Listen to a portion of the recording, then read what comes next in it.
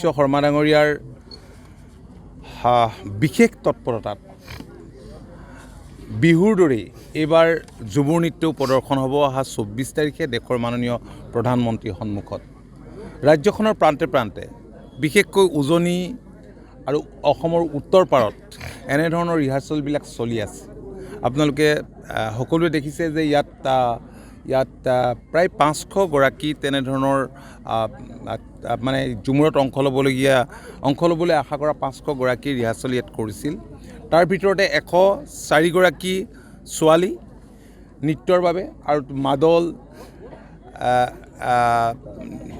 মানে ঢোল বাঁহী তাল এইবিলাক বজোৱা তেনেধৰণে 41 গৰাকী আছে। আৰু মই নিজে চাই অত্যন্ত আনন্দিত হৈছোঁ। খুব ভালকৈ পাৰফৰ্ম কৰিছে, কাৰণ ইয়াত বহুত আমাৰ যিকেইগৰাকী মাষ্টাৰ ট্ৰেইনাৰ আছে তেওঁলোক ভাল অভিজ্ঞ। নুনু সিং কৰ্মকাৰৰ দৰে অনাতাঁৰ শিল্পীও আছে, ভাল শিল্পী আছে, বহুতখিনি আছে ইয়াত তেনেকুৱা।